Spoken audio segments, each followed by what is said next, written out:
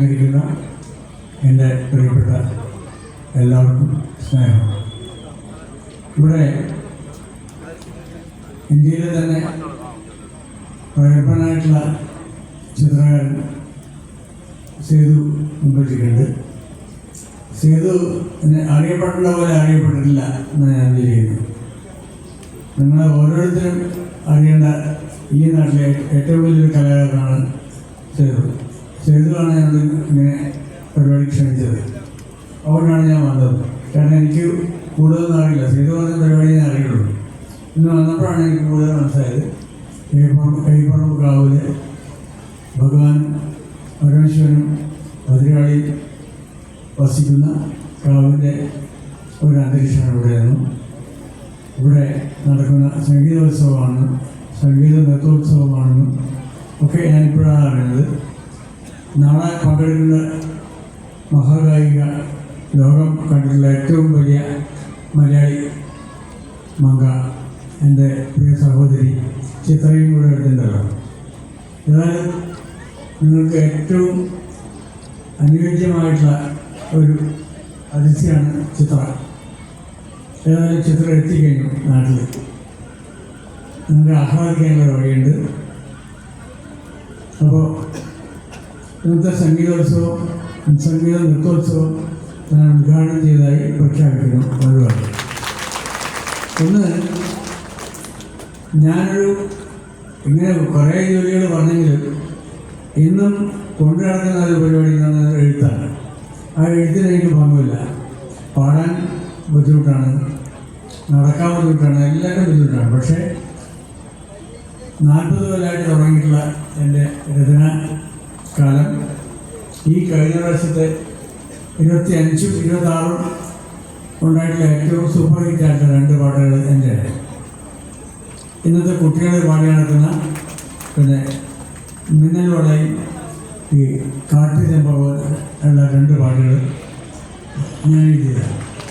അതാണ് പല തലമുറകളിലൂടെ ഞാൻ ഏറ്റവും പുതിയ തലമുറകളിലേക്ക് എത്തി എന്നതാണ് എൻ്റെ അഭിമാനം. അത് ഞാൻ അഭിമാനിക്കുന്നു. പിന്നെ ഒരു ഒരു അഭിപ്രായം പറയാം. ഇവിടെ ആദ്യം പ്രാർത്ഥന ചൊല്ലിയ മക്കൾ അവിടെ ഇവിടെ അല്ലാതെ ഒരു പാട്ടാണ് പാടുന്നത്. അതുപോലെ കൈപ്പറമ്പിലെ പാട്ടാണ് അവർ പാടേണ്ടത്. ഇവിടുത്തെ പ്രാർത്ഥന ഇവിടുത്തെ അമ്മയെക്കുറിച്ചും പിന്നെ പരമശിവനെ കുറിച്ചുമായിരിക്കണം. എവിടെയും തൊടാതെ ഇങ്ങനെ കാഠിന്യവാനായ ഭഗവാൻ ദൈവം എന്ന് പറഞ്ഞത് കാര്യമില്ല. ശരിക്കുള്ള നമ്മുടെ നാട്ടിലെ പാട്ടാണ് പാടുന്നത്. അത് അങ്ങനെ പാട്ടില്ലെങ്കിൽ ഞാൻ ചെയ്തിട്ട് ഞാൻ എഴുതി കൊടുക്കാം. അത് ഒരു പാട്ട് അടുത്ത വരത്തേക്ക് നിങ്ങളുടെ പരിപാടിക്ക് പാടാൻ ഉപയോഗിക്കട്ടെ എന്ന് ഞാൻ ആശംസിക്കുന്നു. അത് വേണമെങ്കിൽ സേതു വിചാരിച്ച ചിത്ര പാടുകയും ചെയ്യും. വേണമെങ്കിൽ സേതുവിനെ നമ്മൾ വിളിച്ചാൽ നടക്കും. പിന്നെ എനിക്ക് നിങ്ങളോട് പറയാനുള്ളൊരു കാര്യം, നിങ്ങൾ എവിടെ താമസിച്ചാലും എവിടെ ജീവിച്ചാലും സ്നേഹമുണ്ടെങ്കിൽ നിങ്ങളെ അന്വേഷിച്ച ആൾക്കാർ വരും. എന്നെപ്പോലുള്ള ഏതോ ദൂരത്ത് നിന്ന് ഇന്നലെ ഞാൻ വേറെ എവിടെയായിരുന്നു. ഞാൻ എവിടെ എത്താൻ കാരണം ഇപ്പം തന്നെ നിങ്ങളുടെ നന്മയുടെ, മനസ്സിൻ്റെ, സ്നേഹത്തിൻ്റെ, ഭക്തിയുടെ ഒക്കെ കാര്യമാണ്. ശർമ്മദേശൻ ഞാൻ വളരെ അടുത്ത ആളാണ്. എത്രയോ എനിക്ക് വിദേശത്തും സ്വദേശത്തുമായിട്ടുള്ള ഒരുപാട് പരിപാടികളിൽ ഞങ്ങൾ രണ്ടുപേരും കൂടി പങ്കെടുത്തിട്ടുണ്ട്. പണ്ട് വിദേശത്തൊക്കെ ഞങ്ങൾ നിർമ്മിച്ചു വിളിക്കുന്നത്. വലിയൊരു സേവകനാണ് അദ്ദേഹം. അദ്ദേഹം ഇവിടെ വരുന്നത് എനിക്ക് കൂടെ അഭിമാനമുള്ള കാര്യമാണ്. ഞാൻ പറയുന്ന ഒരു കാര്യം, നിങ്ങൾ മധുരമാവുക, ഉറുമ്പ് താനെ എത്തിക്കൊള്ളുന്നതാണ്. അത് വിവേകാനന്ദ പറഞ്ഞില്ല. ഞാൻ മധുരമാണെന്ന് വിളിച്ചു പറയുന്നത് വേണ്ട. മധുരമാണെങ്കിൽ ഉറുമ്പ് എത്തിയിരിക്കും. അതാണ്. അതുകൊണ്ട് കൈപ്പറമ്പിലായിട്ടുള്ള ഉള്ളിലാണ് ഞാൻ വളരെ ഉള്ളോട്ടുള്ള സ്ഥലത്താണെന്നും ജീവിക്കേണ്ട കാര്യമില്ല. ഇവിടുത്തെ ഏത് കലാകാരിക്കും ഏത് കലാകാരനും അഭിമാനിക്കാനുള്ള ഒറ്റ കാര്യം തനതായിട്ടുള്ളൊരു വ്യക്തിത്വം ഉണ്ടാക്കുക എന്നതാണ്. അത് പാട്ടിലായാലും ഡാൻസിലായാലും ഒക്കെ ഉണ്ടാവുക. അതുണ്ടെങ്കിൽ നിങ്ങളുടെ കൂടെ ആൾക്കാരുണ്ടാവും, ഉറപ്പാണ്. എങ്ങനെ ഞാൻ ഉറക്കേണ്ടു, എങ്ങനെ ഞാൻ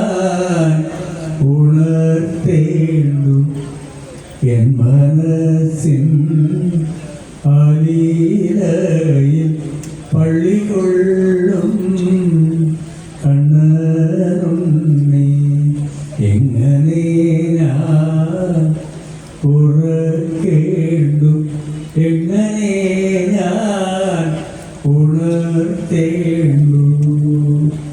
അതുപോലെ തന്നെ എൻ്റെ കഴിവ് നിങ്ങളെ ഉറക്കാനുള്ള ശക്തിയില്ലാത്ത ഒരാളാണ് ഞാൻ.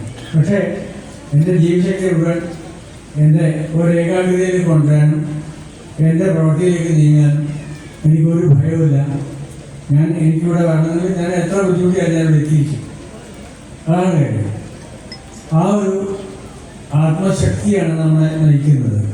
ഓരോരാളും ആ ആത്മശക്തിയെ കൊണ്ടുനടക്കുകയും അതിനെ ഉയർത്തുകയും ലോകത്തോളം വിശ്വത്തോളം വളരുകയും ചെയ്യാനുള്ള ഒരു വലിയൊരു ആത്മശക്തി ഭഗവാൻ നിങ്ങൾക്ക് തരുമെന്ന് ഞാൻ ആശംസിക്കുന്നു.